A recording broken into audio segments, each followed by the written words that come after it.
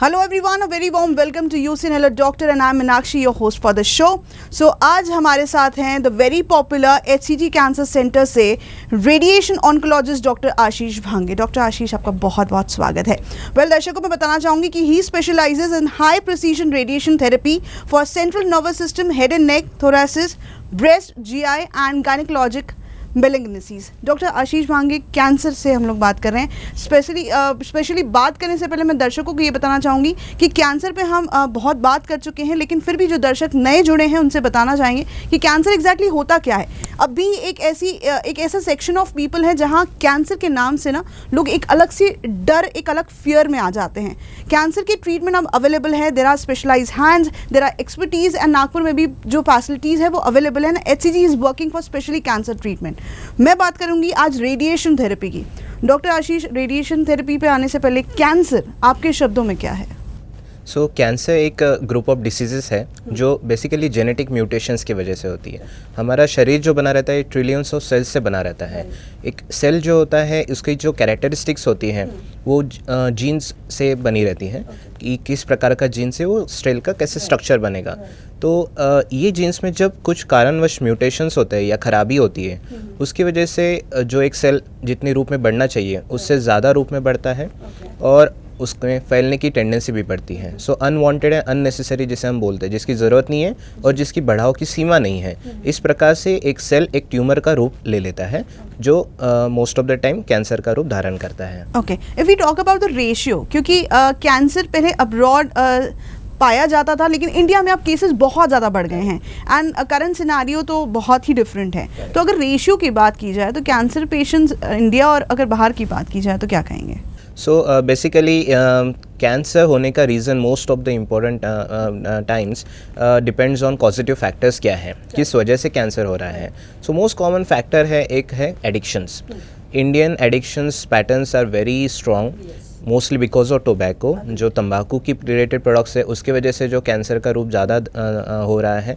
इसकी वजह से हमारी इंडिया में ओरल कैविटी रिलेटेड कैंसर सबसे ज़्यादा कॉमन है, जबकि पूरी देश में लंग कैंसर जो भी एक टोबैको रिलेटेड प्रोडक्ट की वजह से ही कॉमन है, ये ज़्यादा पाया जाता है. उसके अलावा फीमेल्स में breast cancer, gynaecological cancer, cervical cancer, uterine cancer बहुत कॉमन पाया जाता है. अब ये इंसिडेंस बढ़ने का कारण दो चीज़ है. एक तो हमारी पॉपुलेशन बहुत ज़्यादा है, एजुकेशन बढ़ रहा है कैंसर के बारे में. सो स्क्रीनिंग बहुत जल्दी आता है. पहले हम लेट स्टेज पे आते थे, डिटेक्ट करने के लिए उपलब्धि नहीं थी. अभी नई एडवांसमेंट्स अपने पास आई है तो ज़्यादा रूप से कैंसर डिटेक्ट हो रहा है. तो definitely India is a very leading, literally called a Mecca of cancer. So yes, India में बहुत ज़्यादा रूप में कैंसर बढ़ रहा है. ओके, कैंसर एक बहुत वाइड सब्जेक्ट है. देन टू अगर हम लोग कॉमन टाइप्स ऑफ कैंसर अगर बात करें तो वो कौन सा है? अगर हम वर्ल्ड वाइड बात करें तो मेल्स में सबसे मोस्ट कॉमन है लंग कैंसर एंड फीमेल्स में जो ब्रेस्ट कैंसर है एंड सर्वाइकल कैंसर सब मोस्ट कॉमन. बट हम इंडिया की बात करें तो ओरल कैविटी, मुंह का कैंसर सबसे ज़्यादा कॉमन है इंडिया में. उसके बाद लंग कैंसर है और फीमेल्स में बात करें तो समान breast cancer and cervical cancer most common है.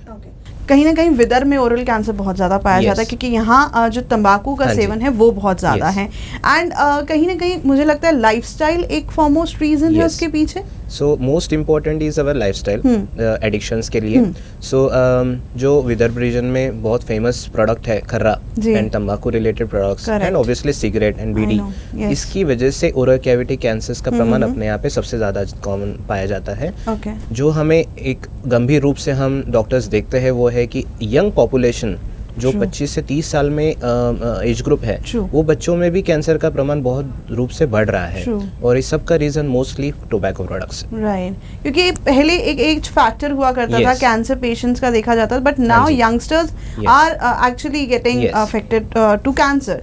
When to suspect for cancer? So हम एकदम साधारण भाषा में हम जब बताते हैं कि अगर मान लो कोई तकलीफ है, जैसे कोई छाला है या फिर कोई गांठ है जो 1 महीने के ऊपर आपकी बॉडी में बनी हुई है, कम नहीं हो रही है, और स्पेशली अगर वो पेनलेस है, आपको दर्द नहीं हो रहा है उसकी वजह से, या फिर आपका वजन अनएक्सप्लेन्ड रूप से कम हो रहा है, 10% से वजन ज़्यादा कम, आपके कपड़े ढीले हो रहे हैं, या फिर फीवर बना रह रहा है 1 महीने से ज़्यादा, कोई रीज़न नहीं है और फीवर बने रह रहा है, या फिर बहुत ज़्यादा खांसी है, छाती में दर्द है, या फिर आपको आंखों की रोशनी या झटका ऐसी कोई सिम्टम्स आपको लंबे समय से अगर तकलीफ दे रही है तो सही जांच करनी बहुत ज़रूरी है। जी, कहते हैं कि हर एक छाला या हर एक ट्यूमर जो है वो कैंसर हाँ जी। हो, ऐसा ज़रूरी नहीं, क्या Yes. सही है? सो जब हम एजुकेशन बढ़ाते हैं कैंसर का, इसका एक डिसएडवांटेज ये भी है कि एक डर भी पैदा हो सकता है। तो हम अपने दर्शकों से बताना चाहेंगे कि ये हर एक ट्यूमर कैंसर का नहीं होता। जनरली एक ट्यूमर बेनाइन भी होता है जो अपनी कैप्सूल में बढ़ता है, धीरे धीरे बढ़ता है, जिसका जनरली तकलीफ नहीं होता। मोस्ट कॉमनली ब्रेन में पाया जाता है, मेनिंजियोमा, श्वानोमास होते हैं, जिसका जब तक वो तकलीफ नहीं देता उसका इलाज करने की तब तक ज़रूरत नहीं रहती है। बट मोस्ट कॉमन जो दूसरा टाइप रहता है वो है मैलिग्नेंसी, यानी कैंसर की गांठ। Yes. तो वो कैंसर शरीर में फैल सकता है, इसलिए उसका निदान और इलाज जल्द से जल्द करना बहुत ज़रूरी है। ओके, जिस तरह आपने सिम्टम्स बताएं, इन केस अगर किसी XYZ पेशेंट को ये सिम्टम्स दिखते हैं तो what is the diagnose procedure? So अभी इम्पॉर्टेंट चीज़ ये है कि हम कहाँ पे इसका डायग्नोसिस करते हैं या फिर आप कहाँ पे जाते हैं सबसे पहले दिखाने के लिए। तो मोस्ट कॉमन टाइम हम देखते हैं कि एक रेगुलर जो अपनी फैमिली फिजिशियंस रहते हैं उनसे अपनी बात शेयर करनी चाहिए, उनसे कोई छुपाना नहीं चाहिए। डॉक्टर्स उनको देख के, अभी स्पेशलिस्ट अवेलेबिलिटी काफ़ी बढ़ चुकी है अपने शहर में, तो डेडिकेटेड कैंसर सेंटर्स अवेलेबल है। जैसे अपना SCG cancer hospital dedicated cancer hospital है। ऐसे डेडिकेटेड कैंसर हॉस्पिटल में डायग्नोसिस से लेके इलाज तक का सब कुछ एक रूप में आपको निदान और इलाज मिल सकता है, इसलिए ऐसी सुविधाओं पे जाके अपना इलाज कराना चाहिए। हर जगह बहुत नए इनोवेशंस हो रहे हैं और मेडिकल फील्ड भी बहुत एडवांस हो चुकी हैं। अब हमें नागपुर से दौड़ कर कहीं मेट्रो सिटीज़ में जाने की ज़रूरत नहीं है, नागपुर इटसेल्फ मेट्रो सिटी बनने जा रहा है। तो न्यू इनोवेशंस अगर डायग्नोसिस के जानने चाहें तो वो कौन से हैं? सो अगर हम इमेजिंग की बात करें, जैसे पुराने ज़माने में एक्सरे एंड CT स्कैन हुआ करता था, MRI भी हुआ करता था, इसी में काफ़ी एडवांसमेंट्स हो चुकी हैं। नई प्रकार की एक्सरेज हैं, नई प्रकार की CT स्कैन्स हैं, MRIs हैं, जिसमें काफ़ी इनोवेशंस हो चुकी है। तो पहले जो तकलीफ़ होती थी जानने में कि ये कैंसर की है या नहीं है, ये अभी हम बेहतर रूप से जान सकते हैं। सबसे लेटेस्ट इनोवेशन इसमें जाना जाए, जो पहले अपने आप ही नहीं होता था लेकिन अपने आप हो रहा है, वो है PET scan.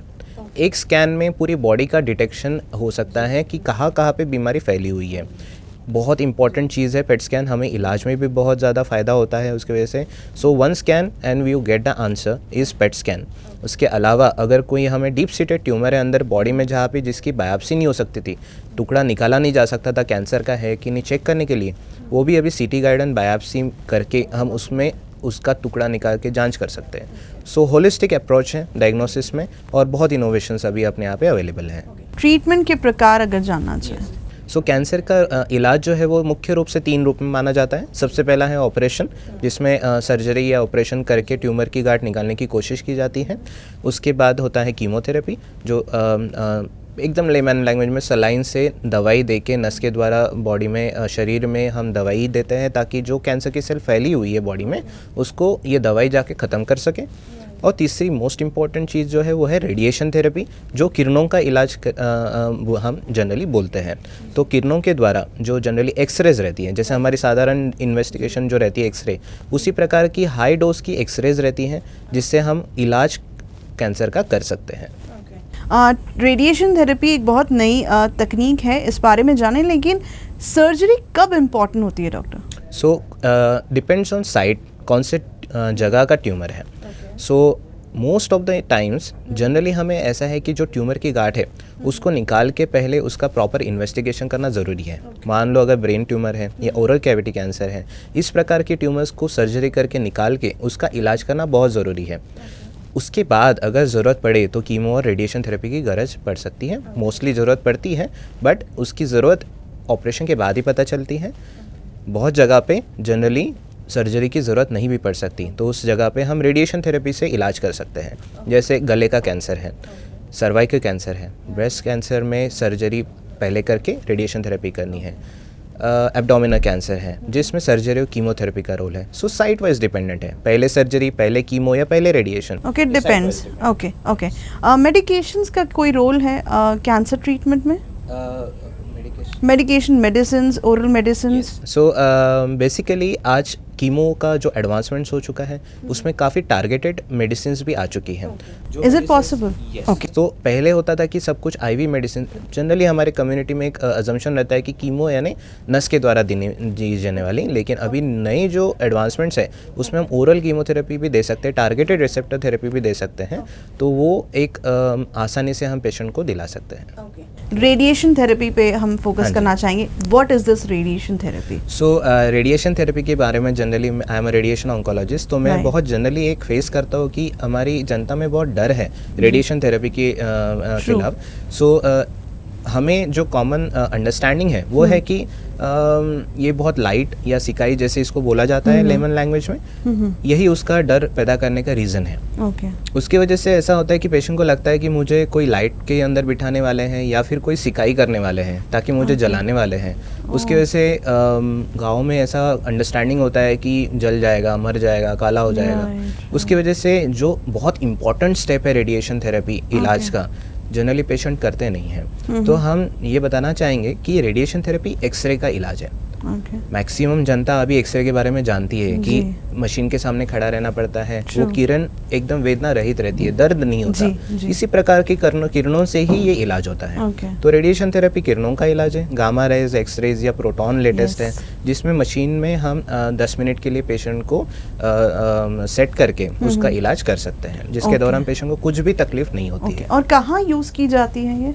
Most commonly most important है कि हम साधारण भाषा में बात करें तो हर साइट ऑफ कैंसर पे रेडिएशन थेरेपी का बहुत इंपॉर्टेंट रोल है। सबसे मोस्ट इम्पॉर्टेंट है brain, oral cavity, cervical cancer, lung cancer, breast cancer, जिसकी वजह से हम बीमारी को एक तो खत्म कर सकते हैं या बीमारी वापस आने से रोक सकते हैं। तो बहुत इंपॉर्टेंट है। ओके। न्यू इनोवेशंस रेडिएशन में भी आ गए होंगे, इसके बारे में? Old treatment radiation therapy is the oldest cancer treatment modality. इसमें पहले हमारे इंडिया में कोबाल्ट रेडियोथेरेपी बहुत फेमस थी, अवेलेबिलिटी थी, बट उसके कोई साइड इफ़ेक्ट्स होते थे। जो नई कन्फॉर्मल टेक्निक को हम साधारण भाषा में बोले तो focus treatment, focused and accurate, हम फोकस रहे तो एक्यूरेट रहना भी ज़रूरी है। तो इस प्रकार के कोई इनोवेशंस है जिसे हम इमेज गाइडेड रेडिएशन थेरेपी या IMRT, intensity modulated radiation therapy बोलते हैं। साधारण भाषा में फोकस्ड एंड एक्यूरेट, जहाँ पे ट्यूमर है वहीं पे रेडिएशन जाएगी, आजू बाजू की नॉर्मल ऑर्गन्स को रेडिएशन नहीं जाती। उसकी वजह से साइड इफेक्ट होना बहुत कम हो चुका है। ओके। ऐसे कई अनट्रीटेबल ट्यूमर्स भी होते हैं, क्या ये इस टेक्नोलॉजी से ट्रीट किए जा सकते हैं? यस, तो पहले होता था कि हम फोकस ट्रीटमेंट नहीं होने की वजह से बहुत जगह पे इलाज करते वक्त तकलीफ का हमें ध्यान रखना पड़ता था, तो हम जो डोज बीमारी को ख़त्म करने के लिए चाहिए वो नहीं दे पाते थे। अभी ऐसा है कि अच्छा खासा फोकस एक्यूरेट ट्रीटमेंट टेक्नोलॉजी अपने पास है, अपने शहर में उपलब्ध है, तो उसकी वजह से हम जहाँ पे इलाज को ज़्यादा डोज देना चाहे वहाँ पे भी ज़्यादा डोज रख सकते हैं। जिसे अभी लेटेस्ट जो टेक्निक है उसे बोलते हैं रेडियो सर्जरी, SBRT या साइबर नाइफ रेडियो सर्जरी, जिसमें हम डीप सीटेड ट्यूमर्स भी, जैसे ब्रेन एक बहुत इंपॉर्टेंट चीज़ है जिससे बहुत बार ऐसा हो सकता है कि ऑपरेशन करना पॉसिबल नहीं है, तो उसको हम रेडिएशन थेरेपी देके उसका इलाज पूरी रूप से सक्सेसफुल रीति से कर सकते हैं। साइंटिफिक पेपर्स ने बताया है कि उसका रिजल्ट इक्विवेलेंट टू सर्जरी है, तो एक इनोवेशन बहुत इंपॉर्टेंट आ चुका है। थोड़ा सा अगर ब्रीफ में और थोड़ा लॉन्ग प्रोसीजर का डिटेल प्रोसीजर जानना चाहें रेडिएशन थेरेपी, प्लीज़ बताइए। सो यस, रेडिएशन थेरेपी को जनरली हम दो हिस्सों में बांटते हैं, एक होता है प्लानिंग एंड एक होता है ट्रीटमेंट। रेडिएशन थेरेपी जब किसी पेशेंट को देनी है तो हम उसका पहले मुखौटा बनाते हैं, ताकि मशीन फोकस ट्रीटमेंट करने वाले हैं हम, तो ट्रीटमेंट 10 मिनट का होता है। उसके दौरान पेशेंट का हिलना अलाउड नहीं रहता है। इसकी वजह से एक साधारण प्लास्टिक का मुखौटा बनाया जाता है, थर्मोप्लास्टिक मटेरियल जिसे बोलते हैं। दर्द कुछ भी नहीं होता, जस्ट आपका बॉडी हिलना नहीं चाहिए, इसके लिए बनाते हैं। उसके साथ हम एक CT स्कैन करते हैं, उस CT स्कैन पे हम रेडिएशन का प्लान बनाया जाता है, और फिर एक बार प्लान अच्छा बन गया, यानी ट्यूमर जहाँ पे बीमारी वहीं पे इलाज जाएगा और आजू बाजू की ऑर्गन्स को हम बचाएंगे। उसके बाद हम रेडिएशन थेरेपी की शुरुआत करते हैं। रेडिएशन थेरेपी एक बार शुरुआत हो गई तो वो कंटिन्यू चलना बहुत इंपॉर्टेंट है। कितनी रेडिएशन देनी है ट्यूमर के हिसाब से डिसाइड होता है। Most of the time 4 to 6 weeks की रेडिएशन जनरली हम करते हैं, जिसे अभी 4 से 5 रेडिएशन में भी करना पॉसिबल है। तो ये करने के वक्त 10 मिनट का इलाज होता है सिर्फ, जिसके दौरान जैसे मैंने पहले बताया कुछ भी दर्द नहीं होता। यस। तो कहीं ना कहीं रेडिएशन नाम सुन के ही लोगों में फियर है, और सबसे पहले तो डॉक्टर कैंसर नाम से ही लोगों में एक बहुत अलग सा डर होता है। एंड जायज़ सी बात है, छोटी मोटी चीज़ तो है नहीं, डरना भी जायज़, लेकिन मोटिवेशन बहुत ज़रूरी है, फैमिली सपोर्ट बहुत ज़रूरी है। तो क्या कहेंगे कि why should one not fear about this therapy? So radiation therapy हम जब एकदम साधारण भाषा में बात करते हैं तो कैंसर से लड़ना एक बहुत क्रूशियल स्टेप है। रेडिएशन थेरेपी उसमें बहुत इम्पोर्टेंट एक ज़रिया माना जाता है। तो हम सिर्फ साइड इफ़ेक्ट से डर रहे हैं, हम उसकी इफ़ेक्ट को नहीं जान रहे हैं। हमें साइड इफ़ेक्ट अभी हम नई टेक्निक के साथ काफ़ी कम कर चुके हैं, तो हमें इफ़ेक्ट पे ज़्यादा फोकस करना है। अगर हम साइड इफ़ेक्ट से डरें, हम उसकी तकलीफ़ों से डरें, तो हम इलाज को मिस कर देंगे, उसकी वजह से बीमारी वापस आएगी। जब बीमारी वापस आएगी तो आपको और ज़्यादा तकलीफ़ होने वाली है। तो उससे अच्छा है कि अपनी डॉक्टर से सही सलाह लें, वो जो बता रहे उस पर पूरा भरोसा रखें और रेडिएशन थेरेपी जैसे वो बताए उस तरह से कैरी आउट करें। सही तरह से, सही टेक्निक एंड सही रूप से करें तो रेडिएशन थेरेपी एकदम परफेक्टली सक्सेसफुल है। दर्शकों को बताना चाहूँगी कि 1 अगस्त जो है वो लंग कैंसर के नाम से, डे के नाम से जाना जाता है। इस बारे में प्लीज़ थोड़ा सा डिटेल बताइए। सो लंग कैंसर के बारे में एक जानकारी बहुत इम्पॉर्टेंट है आज की दुनिया में, because lifestyle we can see बहुत सेलिब्रिटीज़ एक सिगरेट स्मोकिंग के बारे में फेमस है, जो एक स्टाइल आइकॉन माना जाता है। सो इसकी वजह से जो यंग पॉपुलेशन है they are more getting addicted towards cigarette smoking. Smoking is the 90% cause of lung cancer.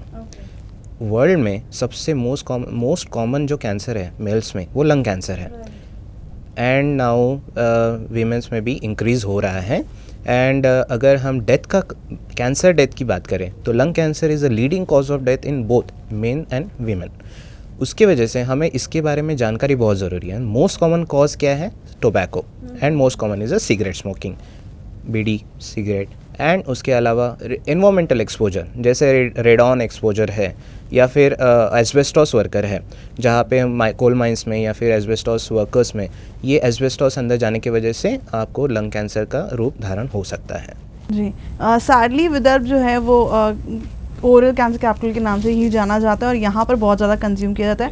And sadly कि हमने वेस्टर्नाइज कल्चर को अपनाया है, उसमें कोई बुरी बात नहीं है, ज़माने के साथ चलना बहुत ज़रूरी है, लेकिन हमने एडिक्शंस को अपने ऊपर हावी होने दे दिया है। शायद इस वजह से जो समस्याएं हैं वो ज़्यादा हम उससे टैकल कर रहे हैं। लंग कैंसर की जब बात आते हैं, what are the causes of lung cancer? So जैसे मैंने बताया most common is a cigarette smoking, and उसके अलावा टोबैको रिलेटेड प्रोडक्ट्स हैं। इसके अलावा कोई जेनेटिक हेरिडिटी डिसीजेस रह सकते हैं जिसकी वजह से एकदम स्मॉल प्रोपोर्शन में लंग कैंसर हो सकता है।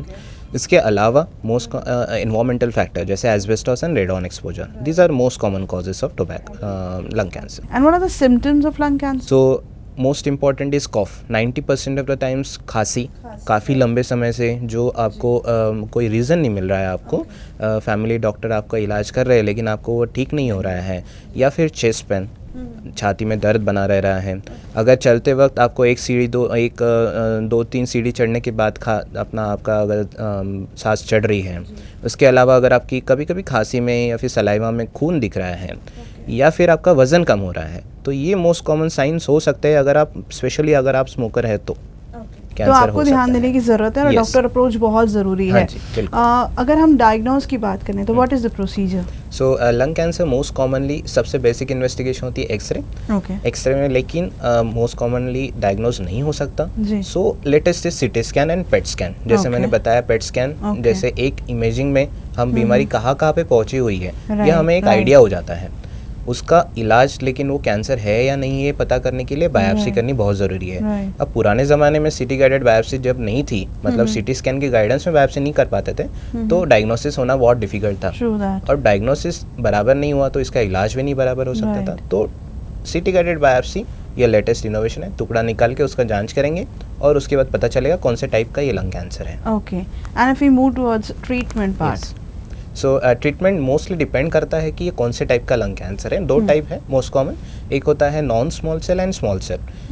एकदम लेमन लैंग्वेज में स्मॉल सेल बहुत अग्रेसिव रहता है, नॉन स्मॉल सेल ठीक ठाक रहता है। ठीक है, सो डिपेंड करता है कौन सी स्टेज में डिटेक्ट हो रहा है। जनरली बिकॉज अपनी अनअवेयरनेस की वजह से या फिर अगर हम निग्लेक्ट करें सिम्टम्स को तो हम लेट पहुंचते डॉक्टर के पास, तो जनरली हम देखते हैं कि जो स्टेज 1 स्टेज 2 में डिटेक्ट हो सकते थे वो स्टेज 3 स्टेज 4 में आ रहे हैं। अब ट्रीटमेंट डिपेंड करता है कौन सी स्टेज में आपका कैंसर डिटेक्ट हो रहा है। नॉन स्मॉल सेल का मोस्टली अगर फर्स्ट एंड सेकेंड स्टेज में है तो उस ट्रीटमेंट में उस स्टेज में आप सर्जरी करके उस ट्यूमर को निकाल सकते हैं। लेकिन अगर मान लो स्टेज 3 स्टेज 4 है उस कंडीशन में आपका सर्जरी पॉसिबल नहीं होता, तब रेडिएशन एंड कीमोथेरेपी करके उसका इलाज पूरा ख़त्म करना पड़ता है, जो कि 1.5 महीने का इलाज रहता है and success rates are very good. Okay yes, अगर मान लो स्टेज 4 है, अगर पूरी बॉडी में फैल चुका है, उस कंडीशन में ओरल कीमोथेरेपी का भी ऑप्शन अपने पास अवेलेबल है। उसके लिए कुछ जांचें होती है जो हम करते हैं, और अगर पेशेंट एलिजिबल है तो उसके लिए वो दवाई देके हम पेशेंट का इलाज कर सकते हैं। Okay, Yes. Are there any chances of recurrence? Definitely cancer depends कि कॉजिटिव फैक्टर क्या था। अगर मान लो स्मोकिंग रिलेटेड था तो definitely there is a still chance कि कैंसर रिकर कर सकता है।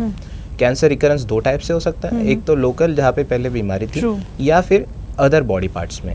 अगर रिकरेंस रेट्स होती है डिपेंड ऑन स्टेजेस, अगर स्टेज 1 2 है तो हमारा सक्सेस रेट बहुत अच्छा है, रिकरेंस के चांसेस कम होते हैं। स्टेज 3 स्टेज 4 में recurrence chances are very high, 2 to 3 years में रिकरेंस होना बहुत कॉमन है। तो जल्द से जल्द इलाज के बाद भी फॉलो अप रेगुलरली करते रहना बहुत ज़रूरी होता है। Okay, there was a time doctor कि कहीं ना कहीं पेशेंट्स बहुत लेट अप्रोच करते थे एंड डिफ़िकल्टी डॉक्टर को ट्रीटमेंट में भी आती थी एंड पेशेंट भी क्रिटिकल कंडीशन में पहुंच जाता था। तो क्या अब वो रेट कम हुआ है? अगर अभी, क्योंकि कहीं ना कहीं लोग बहुत जागरूक हुए हैं, अवेयरनेस इज़ देयर। आजकल एक स्टेप पे आपको बहुत सारी नॉलेज मिल जाती है, बिफोर अप्रोचिंग डॉक्टर लोग पहले पूरी जानकारी ले लेते हैं। तो क्या ये रेट कम हुआ है? रेट कम हम नहीं देख रहे हैं कि कुछ कम हुआ है करके, but yes diagnosis early stage में थोड़ा सा बढ़ गया है, क्योंकि people are more aware, but still Vidarbha region we need to be more aware about it. Major cities Mumbai, Bangalore, Delhi, people are more aware about it, investigation सही टाइम पे कर सकते हैं, बट अपने रीजन में अभी वो एक अवेयरनेस इंपॉर्टेंट है करना कि सही समय पे जांच होना बहुत ज़रूरी है। ओके, कैंसर को लेके there are number and bundle of myths, ये दूर करना तो बहुत ज़रूरी है, क्योंकि आप भी डे टू डे इतने पेशेंट से डील करते हैं, there are number of questions आपके टेबल पे, तो ये कौन से सवाल है जो दूर करना बहुत ज़रूरी है? सबसे इम्पॉर्टेंट है कि हम कैंसर को एक मौत का सेंटेंस मान चुके हैं, जो कि एक दूर होना बहुत ज़रूरी है। कैंसर बढ़ रहा है या फिर कैंसर जल्दी डिटेक्ट हो रहा है, ये बहुत इंपॉर्टेंट है। कैंसर जल्दी डिटेक्ट हो तो उसका सक्सेस रेट तो 100% हो सकता है, डिपेंड ऑन स्टेज कि कौन सा स्टेज है या फिर कौन सा टाइप है। So cancer is not a death sentence as of now. हम अगर सही समय पे उसका सही ट्रीटमेंट सही जगह पे करें तो उसका सक्सेस रेट 100% भी आ सकता है। तो डर नहीं होना है, सही समय पे इलाज करना है, सबसे इम्पॉर्टेंट है उसके जो पॉजिटिव फैक्टर्स है उससे दूर भागना है। एंड उसके बाद अगर मान लो डिटेक्ट होता भी है तो उसके बाद उसके लिए इलाज काफ़ी अपने आप पे एडवांस अवेलेबल है, हमें बाहर जाने की ज़रूरत नहीं है। एडवांस ट्रीटमेंट सही तरीके से अगर ख़त्म करें तो सक्सेस डेफिनेटली पॉसिबल है। एक सवाल मैं ये पूछना चाहूँगी कि कीमो को लेकर बहुत सारे गलत धारणाएं हैं, इस पे तो बात करना ज़रूरी है। सो कीमोथेरेपी एक सबसे इम्पॉर्टेंट जो मिथ होता है कि बाल झड़ जाएंगे। जो मोस्ट इम्पॉर्टेंट है कि फ़ीमेल जो है, ब्रेस्ट कैंसर अगर हम बात करें तो ब्रेस्ट कैंसर में chemo is a very important step. And हमेशा हम एक हमारे रिलेटिव्स के द्वारा या फ्रेंड सर्कल के द्वारा एक धारणा रहती है कि हमारे बाल चले जाएंगे, हम क्या करेंगे, क्योंकि उसके काफ़ी साइड इफ़ेक्ट्स दिखते हैं, बट वो ट्रीटमेंट के लिए तो इम्पॉर्टेंट है। अगर बाल जाएंगे तो आएंगे भी, 3 महीने में वापस आ जाते हैं बाल। अभी नई टेक्निक्स अवेलेबल है जिसकी वजह से हम बाल का झड़ना कम कर सकते हैं। स्कैल्प कूलिंग बोलते हैं, जैसे एकदम स्कैल्प के ऊपर एक कूलिंग मतलब ठंडा किया जाता है, उसकी वजह से बाल झड़ना भी काफ़ी कम हो चुके हैं। तो इनोवेशंस काफ़ी है, हमें डरना नहीं है। डॉक्टर साहब के बहुत एलिजिबल है अभी आपकी तकलीफ कम करने के लिए। आई नो ये दर्शकों को समझना बहुत ज़रूरी है कि मेडिकल फील्ड इतनी एडवांस हो चुकी हैं कि ठीक है साइड इफ़ेक्ट्स होंगे, बट वो आपके अच्छे के लिए, ट्रीटमेंट के लिए, एक लॉन्ग टर्म लाइफ के लिए बहुत ज़रूरी हैं। लाइफस्टाइल भी मेंटेन करनी बहुत ज़रूरी है। There are so many things जहां आप अपने पेशेंट्स को डे टू डे ये सलाह देते होंगे, तो ये कौन सी चीज़ है जिस पर ध्यान देना बहुत ज़रूरी है? सो 3 चीज़ों में हम बांटेंगे इसको। सबसे इम्पोर्टेंट है डाइट। तो एक कॉमन मिथ होता है कि जूस दो पेशेंट को, या फिर सिर्फ फ्रूट्स दो, या फिर कोकोनट वाटर दो, उसके अलावा खाना नहीं खिलाते। तो ये बहुत एक रॉन्ग स्टेप है। Diet, regular diet and protein rich diet बहुत इंपॉर्टेंट होता है बॉडी को एक रिकवरी के लिए। उसके अलावा meditation, social and mental wellbeing एक बहुत इंपॉर्टेंट स्टेज है। कैंसर एक डिप्रेसिव स्टेज है, इसमें कोई हम मना नहीं कर सकते हैं। तो फैमिली का सपोर्ट, सोसाइटी का सपोर्ट, उसको एक्सेप्टेंस बहुत इंपॉर्टेंट है। अगर आप थोड़ा मेडिटेशन का कोशिश करें, प्रयास करें रोज़, तो उसके आउटकम्स बहुत सिग्निफिकेंटली बेटर हैं। उसके अलावा सबसे इम्पॉर्टेंट है एक्सरसाइज। बहुत बार ऐसा होता है कि एक्सरसाइज ना करने की वजह से जो पार्ट में ट्रीटमेंट चल रहा है उसको तकलीफ बढ़ सकती है। तो जो डॉक्टर आपको एक्सरसाइज बताए वो रेगुलर रूप से करेंगे तो तकलीफ होके चली भी जाएगी, तो तकलीफ नहीं होगी। लॉन्ग टर्म साइड इफ़ेक्ट जो ट्रीटमेंट के दौरान और बाद में तकलीफ दे सकती है वो काफ़ी रूप में हम कम कर सकते हैं। Yes. And one more about biopsy. Yes, इसको लेकर भी कई सवाल आपके पास हाँ आते जी। होंगे, ये कौन से कॉमन सवाल है? सो बायोप्सी टुकड़ा निकालने की जांच है। बहुत बार ऐसा होता है कि अगर टुकड़ा निकाल देंगे तो बीमारी फैल जाएगी। Okay. ये सबसे कॉमन है जो कि हमें रूरल डॉक्टर्स भी पूछते हैं काफ़ी Okay. कि अगर मान लो सर डॉक्टर कि अगर आप बायोप्सी कर देंगे, except there are some testicular cancer है जिसका बायोप्सी Okay. सही रूप से होना Okay. चाहिए। तो बायोप्सी के बारे में ऐसा जानकारी ज़रूरी बहुत इंपॉर्टेंट है।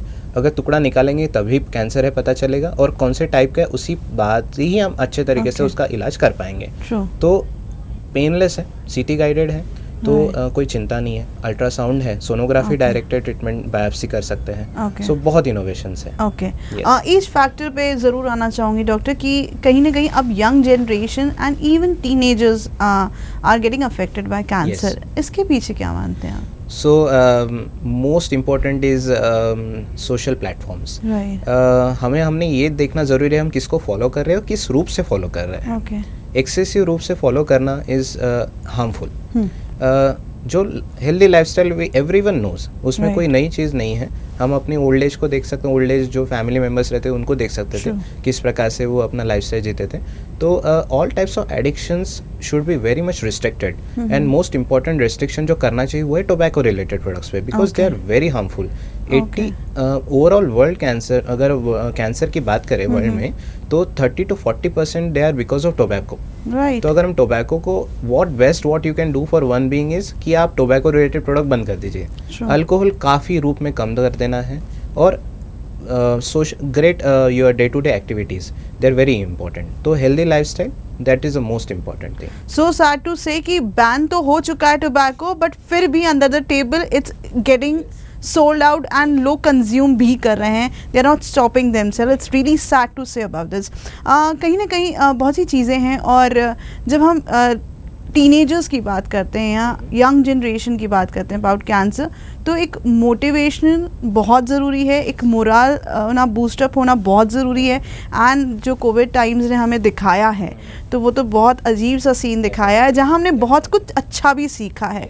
तो इस बारे में क्या कहेंगे, क्योंकि ये कोविड टाइम्स में जो कैंसर पेशेंट्स थे, स्पेशली अगर हम पहले इस पर बात करें, जो कैंसर पेशेंट्स थे वो डॉक्टर या हॉस्पिटल तक जाने के लिए एक बंदिश, क्योंकि लॉकडाउन था, there were so many barriers.